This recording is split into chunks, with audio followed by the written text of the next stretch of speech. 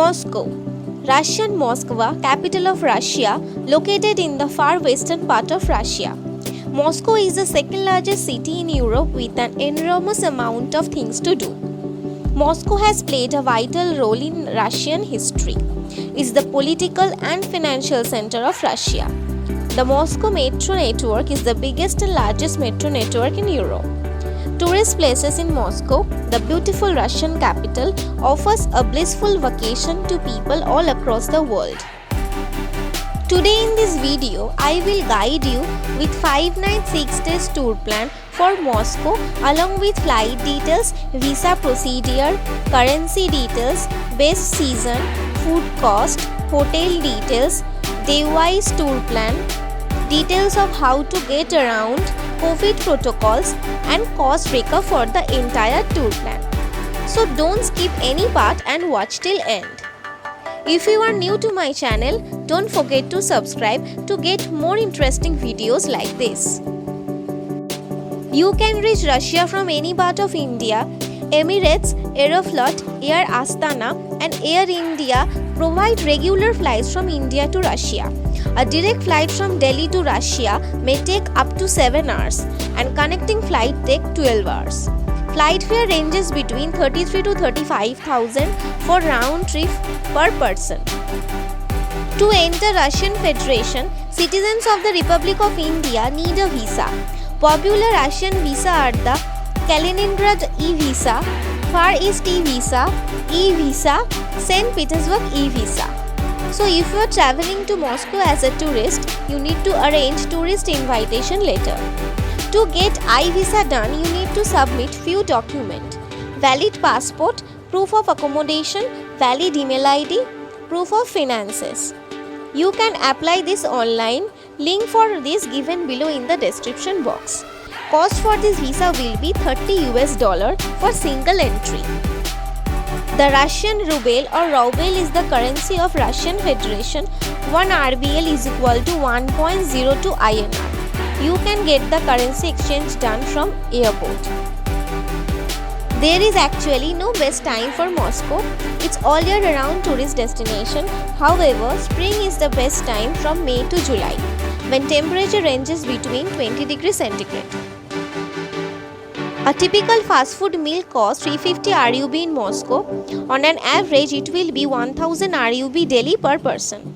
There is a lot of budget-friendly restaurants in Moscow where you can go for lunch and dinner. I have mentioned few restaurants below in the description box. You will get a lot of budget hotel in Moscow. On an average, it will cost 3000 to 5000 rupees per night. I have mentioned few good hotels below in the description box. Now coming to the most important point, which is day-wise tour plan. Day 1. On arrival at Moscow airport, reach your hotel and take rest for the rest of the day. By evening, go out to experience the nightlife of Russia. Russia nightlife thrives on local vodka, freshly brewed beers, gigs and blondes, all at Soviet retro drinking hotspots. You can go to Bar Gypsy, one of the upscale bars in Moscow. The party places and hotspots in Moscow have plenty of hidden secrets that only get revealed at night. I have mentioned few good nightlife hotspots and famous nightclub of Moscow below in the description box. After dinner, back to hotel and overnight stay at Moscow. Day 2. Start your first day itinerary in heart of Moscow. Start with the Red Square. It open square in Moscow adjoining the historic fortress and center of government known as Kremlin. The Kremlin and the Red Square are UNESCO World Heritage Site. First go to St. Basil Cathedral. The church is a colorful inside as it's outside. The building has a unique shape that looks like bonfire that rises up the sky. Then go to Kazan Cathedral. It's one of the most important churches of Moscow. It was destroyed but not forgotten. And after the fall of the Soviet Union, it was the first church to be rebuilt. Then go to Resurrection Gate. It's not just a gate that gives access to Red Square but also home to another very small holy chapel. Then go to State History Museum. The rooms have rich interior decoration and are part of the attraction. Then go to Gum Department Store. It's the most important department store of Moscow. Even if you are not planning to buy anything, you can go there to see the architecture. Then visit Lenin Mausoleum. You will only get a glimpse of the embalmed body of Lenin. Behind the Lenin Mausoleum, you will find the necropolis wall where other Soviet leaders are buried. Now move towards Kremlin. Kremlin means fortified complex. It's the oldest part of Moscow. It's partly open for public. Then go to Kremlin Armory. The armory is huge with lots of interesting treasures, including some of the Favage's Easter eggs.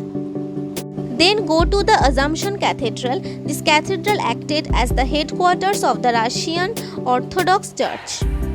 Then go to the Diamond Fund. It's a form of Tsarist collection of rare jewels and invaluable gemstone, originally formed from Peter and Great's private hoard. Then go to the Cathedral of the Annunciation and the Cathedral of the Archangel, which contains tomb of greatest rulers. Then go to the Ivan the Great Bell Tower.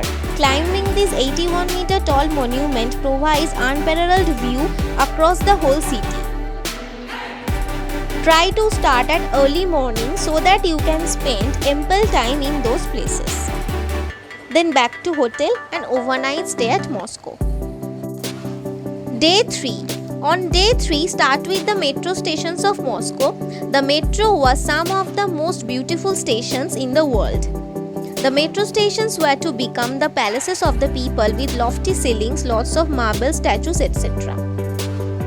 Then go to Tretyakov Gallery. It's the national treasury and the main repository of Russian fine arts. Then go to Alexander Garden, nestling in the midst of the spectacular and calm oasis of Moscow. Then go to the Museum of Cosmonautics. It's the largest research and technology museum in the world. By evening, go to Bolshoi Theatre. It's one of the leading ballet and opera companies in the world with more than 200 dancers. Then back to hotel and overnight stay at Moscow.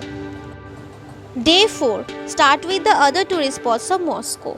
First go to Kolomenskoye. It's few kilometers southeast of bustling Red Square lies the former royal estate of Kolomenskoye. Then visit Kuskovo Summer Palace. The palace is spread over an area of 300 hectares. Then go to Novodevichy Convent. It's a UNESCO World Heritage Site. While entering the monastery, women are advised to cover their head and shoulders, while men should wear long pants. Then go to Saretsyino Museum Reserve. It's the largest reserve of the city. It was conceived as the personal country residence of Empress Catherine II. Then go to the Pushkin State Museum. It's the largest premier European art museum of Moscow.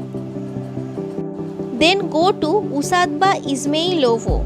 It's a historical complex of architectural monuments of the 18th to 19th centuries.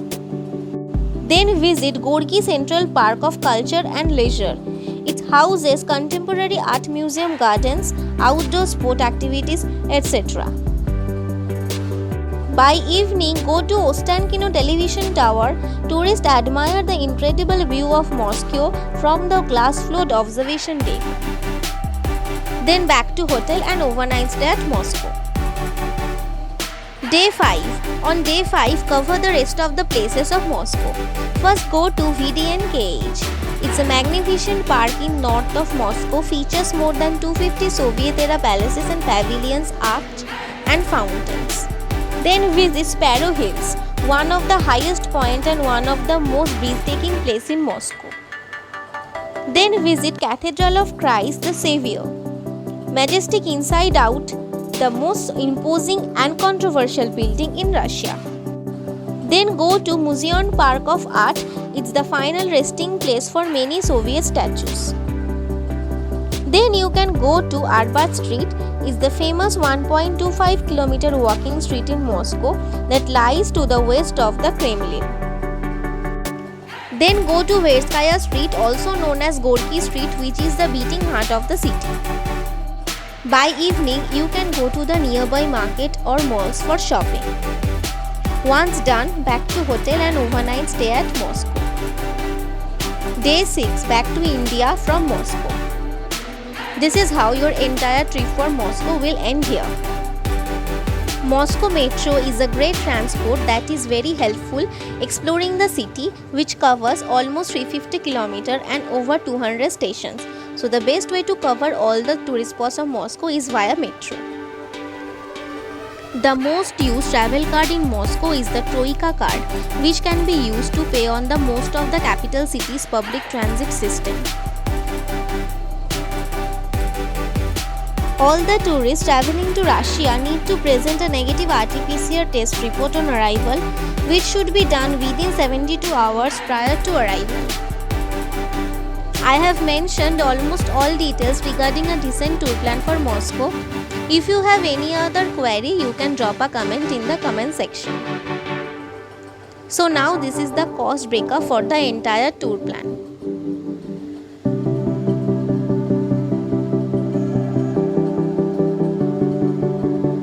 Hope this video is informative for you guys. We'll come back soon with next video.